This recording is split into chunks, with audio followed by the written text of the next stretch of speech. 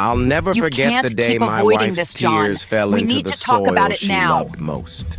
The day a woman named Karen, our homeowners association president, mocked her garden like it was nothing more than a pile of dirt. But what she didn't know was that this pile of dirt would one day cost her everything, even her own house. My wife, Linda, was never the kind to fight back.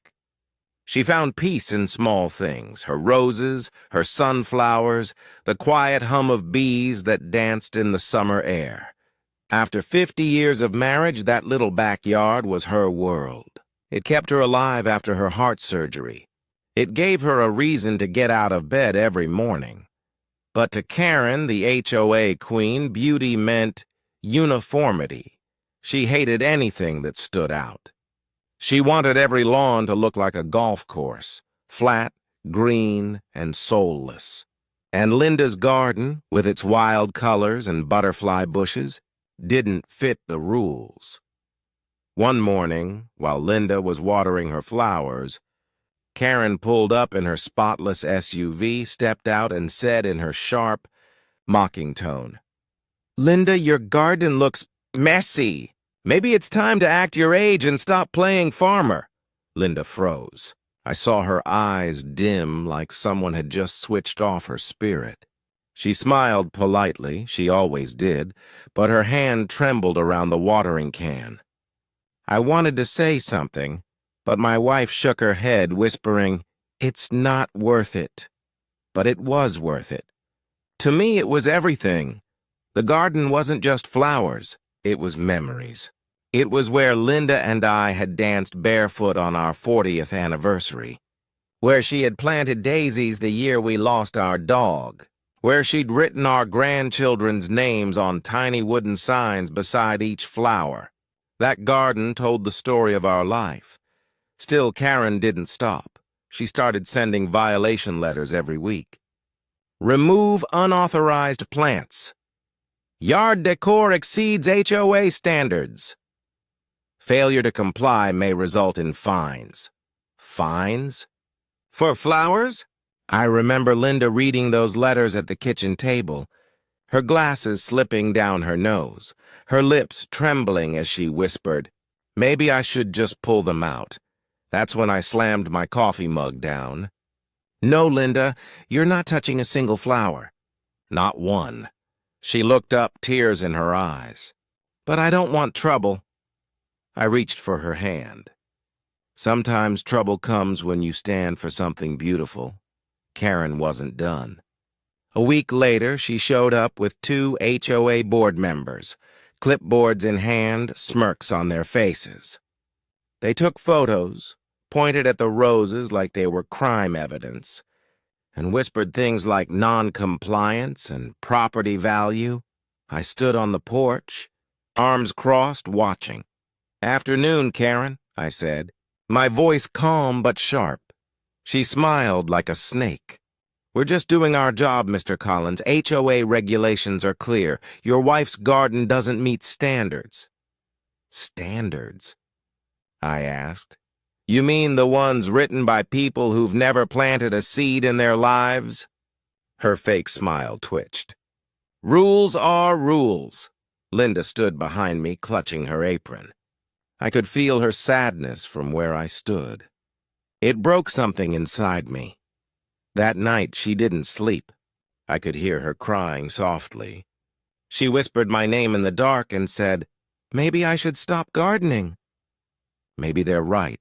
That's when I made a promise. I said, no one mocks my wife for doing what she loves. The next morning, I called our lawyer, a young man named Daniel, who had once been a student of mine when I taught high school history. He listened carefully as I told him everything. The mockery, the fines, the harassment, the tears. He paused for a moment and said, "Mr. Collins, this might be more than just HOA rules. This sounds like targeted harassment." Those words hit me hard. Harassment. That's what it was. For weeks, I documented everything.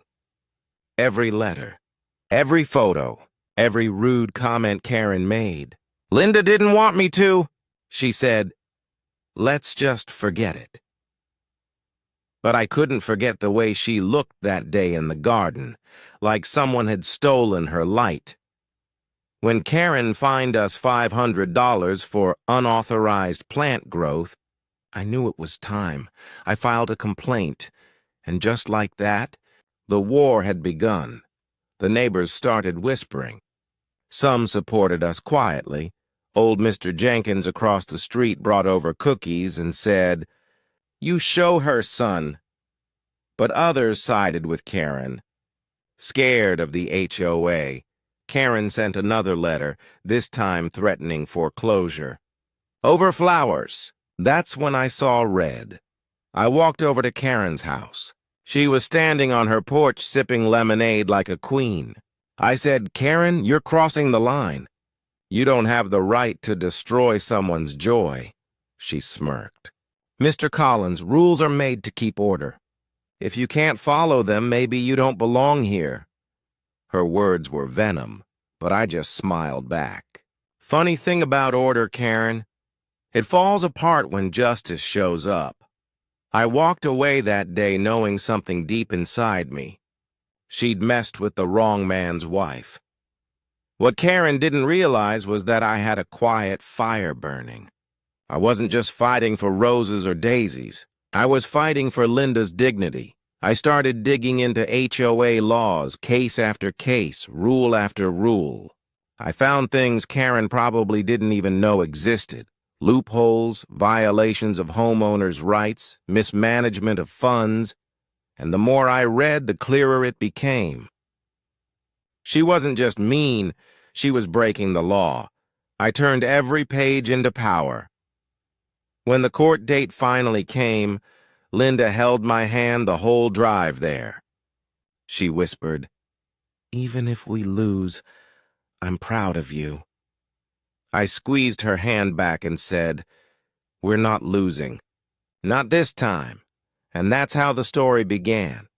The story of how a cruel HOA president mocked a woman's garden and ended up losing her house to the very couple she tried to destroy. But what happened in that courtroom? What the judge said that day, that's a story you won't forget. The day of the hearing felt heavier than any storm I'd ever known. The sky was gray, the air was thick, and even the birds seemed quiet. Linda sat beside me in the car, her hands folded in her lap, eyes fixed on the courthouse doors ahead. I could see she was nervous. Her lips moved slightly as she whispered a small prayer, the same one she said every morning before tending her flowers. "Everything will be fine," I told her softly. She smiled weakly and said, "I just never thought it would come to this. Over flowers." Neither did I. But sometimes small battles reveal the biggest truths. Inside, the courtroom felt cold. The walls were tall and the air smelled faintly of old paper and seriousness. Karen sat across the room, dressed in her usual polished outfit, her hair perfectly done, that smug little smile still on her face. She didn't even glance at us. She just whispered to her lawyer like she had already won. But I noticed something. Her confidence looked rehearsed, not real. Our lawyer, Daniel, leaned toward me and whispered, "Let me handle this. Just tell the truth when asked. The facts are on your side." I nodded. When the judge entered, everyone stood. His name was Judge Peterson, an older man with silver hair and sharp eyes that missed nothing. He looked like someone who had seen too many lies in his lifetime. He took his seat and said, "Let's begin. Case number 3126, Collins versus the Lakeview HOA." Karen's lawyer started first. His voice was smooth, too smooth. "Your Honor," he said, "this case is simple. The Collins family repeatedly violated HOA regulations. They refused to remove unauthorized plants, decorations, and structures from their property, despite multiple warnings and fines. The HOA is simply enforcing community standards. He sat down like he had just sealed our fate. The judge looked at Daniel. Your response? Daniel stood and adjusted his tie. He wasn't loud, but his voice had power. Your Honor, this isn't about community standards. This is about harassment, targeted, repeated, and personal. Mrs. Collins's garden was not harming anyone. In fact, it added value to the neighborhood. The HOA president used her authority to mock, threaten, and intimidate a homeowner simply for expressing beauty in her own yard. Karen scoffed loudly, rolling her eyes. The judge looked up sharply. Miss Turner, you will remain silent until called upon. Her smile faded just a little. Daniel began showing evidence, copies of every violation letter, photos of the garden, even recordings of Karen's insults that neighbors had quietly sent us. When he played one audio clip, the courtroom went silent. Karen's voice came through, sharp as a knife. Linda's garden looks like trash. If she can't follow rules, maybe she should move to a farm. People like her ruin the neighborhood image. Linda lowered her head, her eyes glistening. I squeezed her hand. The judge's expression changed. He looked down, then back up at Karen. His tone turned colder. Miss Turner, is that your voice on the recording? Karen hesitated. It might be, but that's taken out of context. Answer yes or no, she swallowed. Yes. The judge nodded slowly. Continue, Mr. Daniel. Daniel went on, line by line, showing how Karen had fined us without following HOA procedures, how she bypassed votes, and even how she used HOA funds for personal landscaping improvements at her own home. Karen's face turned pale. Her lawyer started flipping through papers nervously. Then came the part that made my heart swell with pride. Daniel showed photos taken by neighbors who had secretly admired Linda's garden. The roses climbing up the trellis, the butterflies floating over the lavender, the little sign that read, "Where love grows, hope follows." He said softly, "This is what the HOA calls a violation, but to many it's peace, it's healing, it's a sign of life." The room went quiet. Even the judge seemed moved. When it was my turn to speak, I stood up slowly. My knees aren't what they used to be, but that moment filled me with a strength I hadn't felt in years. I said, "Your Honor, I'm 70 years old. I've worked my whole life, raised my kids, paid my taxes, and tried to be a good neighbor. My wife found joy in her garden after her surgery. It gave her life again. And to see her mocked, threatened, and fined for something that brings beauty, it broke my heart. I'm not here for revenge. I'm here for respect. Because no one deserves to be bullied for being different." When I finished, I noticed something I hadn't expected. Even people on Karen's side were listening quietly, their eyes softening. Then the judge turned to Karen. "Ms. Turner, do you have anything to say for yourself?" She adjusted her pearl necklace and said with that same arrogance, "I was only doing my job, Your Honor. Rules are rules. If we allow one homeowner to break them, everyone will think they can. The neighborhood will lose value." The judge leaned back, his voice steady. "And you think mocking an elderly woman's garden, fining her illegally, and threatening foreclosure adds value?" Karen froze. He cut her off. "Enough!" The silence that followed was deafening. The judge began flipping through his notes. Then he said, "I've seen many HOA disputes. Most are about fences or mailboxes. But this one..." He looked directly at Karen. "This one shows a level of cruelty and misuse of power that this court cannot ignore." Karen's lawyer tried to speak, but the judge raised his hand. "Ms. Turner," he continued, "you fined the Collins family without board approval. You used HOA funds improperly. You acted out of personal bias, not community interest." Karen's face turned red. "That's not true," the judge's voice thundered. "Sit down, Miss Turner." The whole courtroom went still. Then he looked at Linda and me. His tone softened. "Mr. and Mrs. Collins, you have shown grace and patience through constant mistreatment. The court finds in your favor. The HOA is ordered to pay back all fines, legal fees, and damages." He paused, letting the words sink in. But then he added something no one saw coming.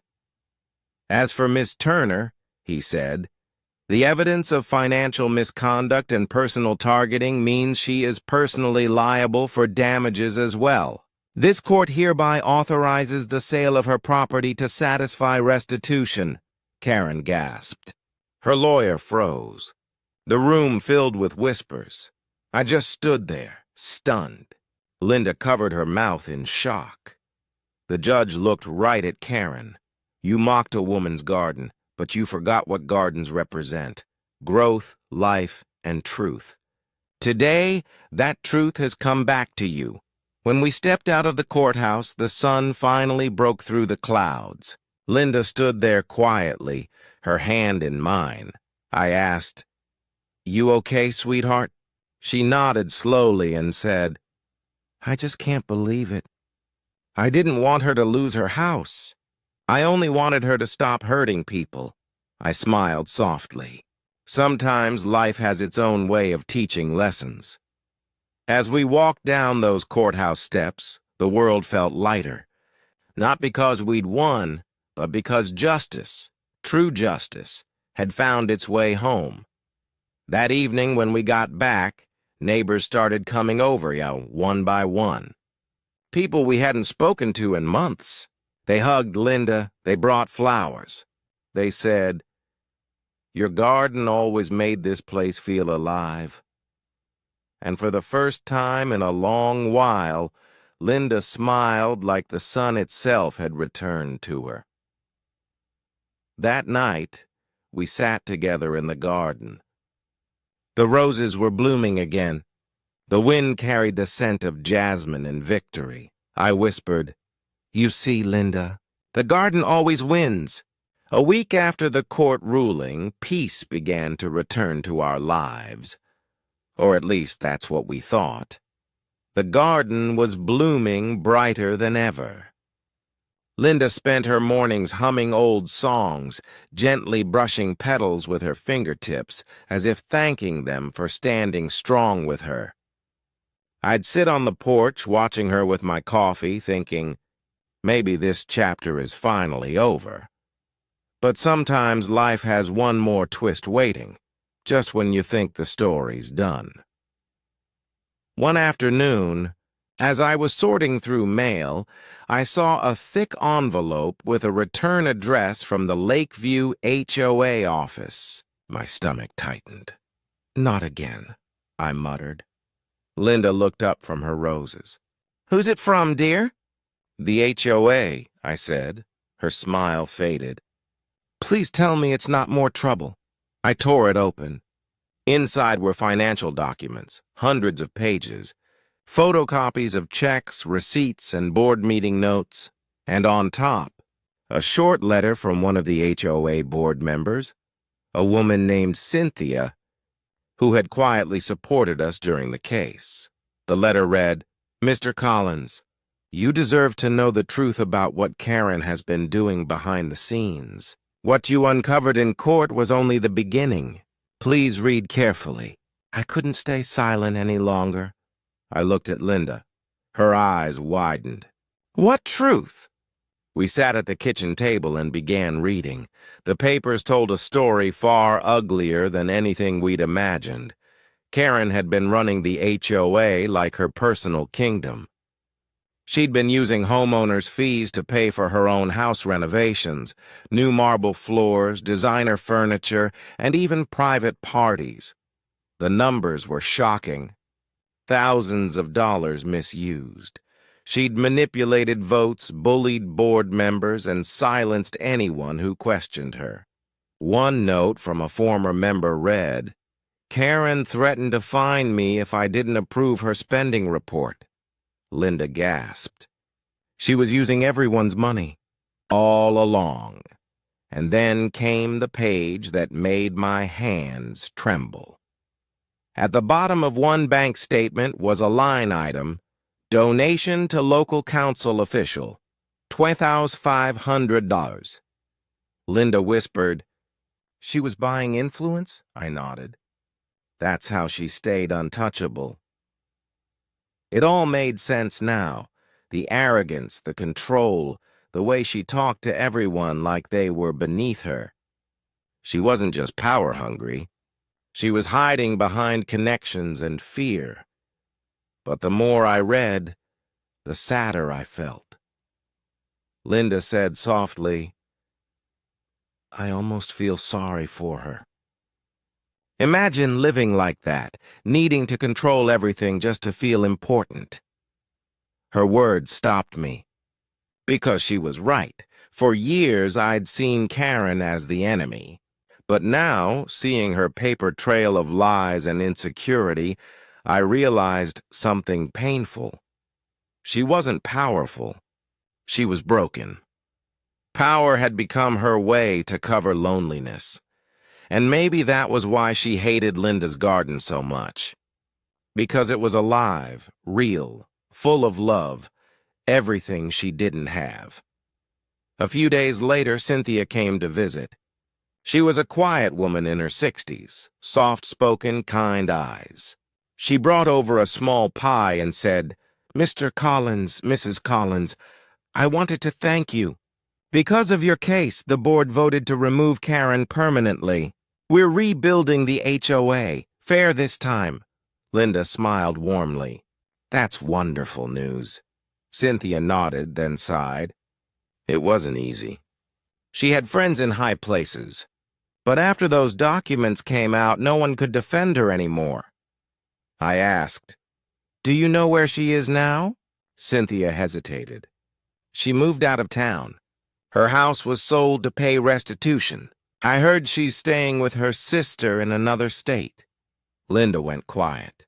After a moment, she said softly, "I don't hate her, you know. I just hope she finds peace." Cynthia's eyes softened. "You're a good woman, Linda. Not many would say that." Linda smiled faintly. "Hate is heavy. I'd rather plant something beautiful." That night I couldn't sleep. I walked outside under the moonlight. The garden glowed, the white lilies shimmering like stars on earth. I thought about everything we'd been through.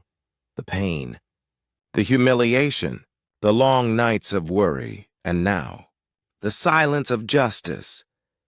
But I also thought about Karen, alone somewhere, angry, empty. And for the first time, I didn't feel victory. I felt understanding. People like her destroy others because they can't face what's broken inside them. And sometimes, the only way to beat that darkness is to stay kind. Weeks passed. Our life slowly returned to its gentle rhythm. One morning, while Linda was trimming the roses, the mailman walked up the driveway. He smiled and said, "Got something interesting for you folks." He handed us a small envelope. No name, just our address. Inside was a single folded paper. When I opened it, I recognized the handwriting immediately. It was Karen's. The letter said, "Mr. and Mrs. Collins, you probably don't want to hear from me, but I needed to say this. I was wrong. I let pride destroy me. I let jealousy turn me cruel. When I saw your garden, I saw everything I lost: love, peace, purpose. I'm sorry for the things I said and did. I hope your flowers keep growing. Maybe one day I'll plant some of my own. Karen. Linda's eyes filled with tears. She whispered, "She wrote this?" I nodded, speechless.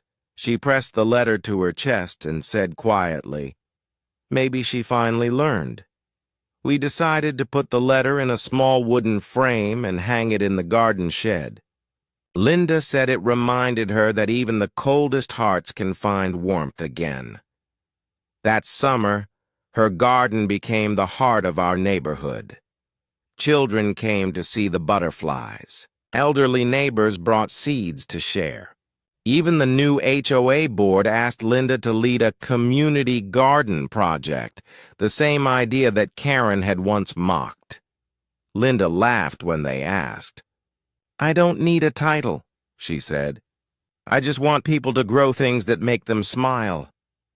And that's exactly what she did. One afternoon, as the sun dipped low, Linda said something I'll never forget. "You know, John," she said, "gardens teach you more about life than any book. You can't rush growth. You can't control the weather. All you can do is love what you plant and trust that someday it'll bloom." I smiled. "And sometimes even weeds turn into flowers," she laughed softly. "Even Karen's?" I chuckled. "Maybe." Months later, I saw a letter to the editor in our local newspaper. It was from a woman in another town, no name but signed KT. She wrote about learning humility, about losing everything and realizing what truly mattered. And at the end, she wrote one simple line. "To the woman whose garden I once mocked, your flowers taught me grace." I folded the paper and showed it to Linda. She smiled, eyes shining. "See? The garden did win." And as I sat beside her, watching the evening light touch every petal, I realized something beautiful. Revenge had never been the real victory. The real victory was redemption. The garden hadn't just changed our lives. It had changed hers too. Years passed, and life settled into a quiet, golden rhythm. The HOA drama became a distant memory, just a small storm in a long summer of peace. But the garden, oh, that garden, only grew more beautiful with time. Linda poured her soul into it. Every morning before breakfast, she'd walk barefoot through the dew, whispering to her plants like they were old friends. She'd touch each one, smile, and say, "You're doing great today, sweetheart." Sometimes I'd sit on the porch, coffee in hand, and just watch her. The way she moved, gentle, patient, full of love, it made me realize something. Some people pray in churches, others pray in gardens. Linda prayed with her hands in the soil. The neighborhood changed over the years. New families moved in, children grew up, old friends moved away. But one thing never changed: the garden. It became a symbol of hope. People would stop by just to talk to Linda, to ask for advice, or to take home a cutting from her roses. She never said no. "It's not mine," she'd always say with a smile. "It's everyone's. That's how love works. It spreads." Even the new HOA board, who once feared Karen's iron rule, started celebrating Linda's garden.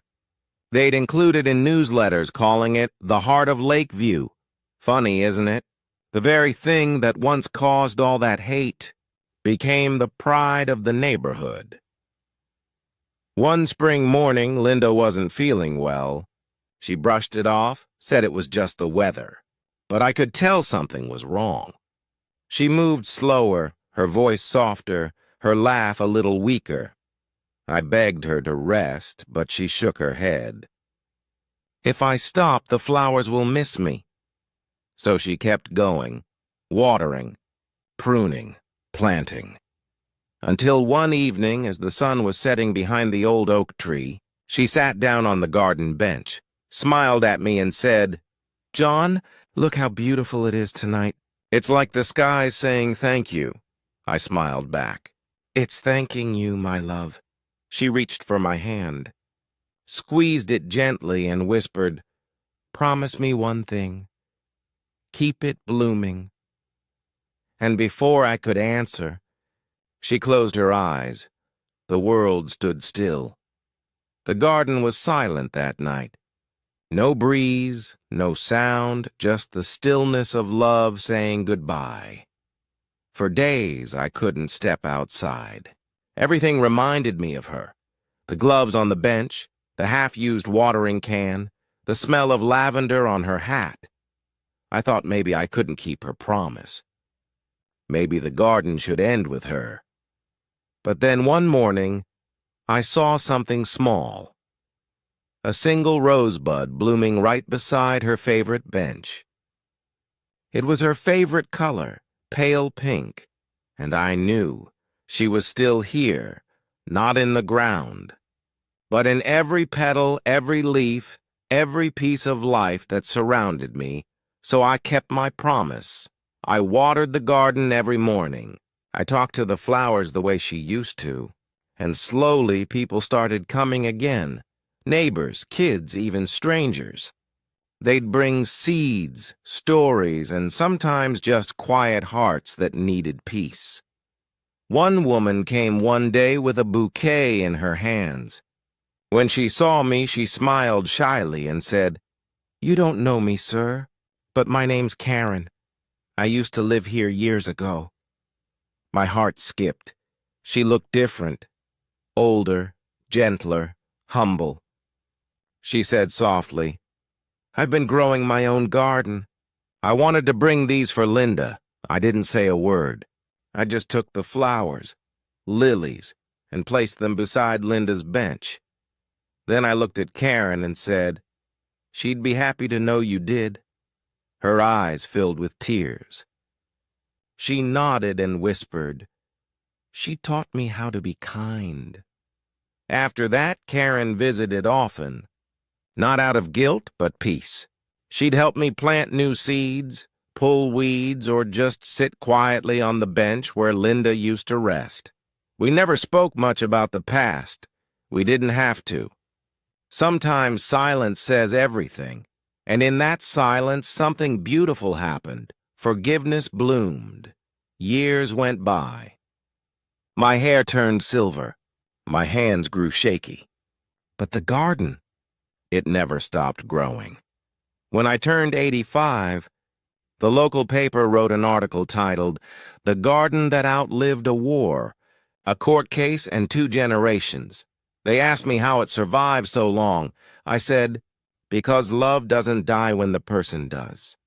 It keeps blooming, if you water it with kindness. Eventually, I grew too weak to care for it myself. The neighbors took over. Families who had once watched Linda from their windows now brought their children to plant flowers. They called it Mrs. Collins's garden. A few years later, when I passed on, they buried me beside Linda, under the old oak tree, facing the garden we built together. And every spring since, the flowers still bloom. The HOA built a small sign at the entrance that reads, The Collins Garden, where love always grows. Visitors come from nearby towns just to see it. Some come to admire the beauty.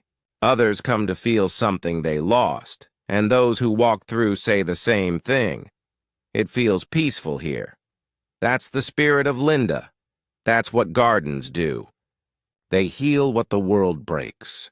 So if you ever find yourself standing in your yard, holding a seed in your hand and wondering if it's worth planting, do it. Because sometimes a single seed can outlive hate, pride, and even time itself. Sometimes it can outlive us.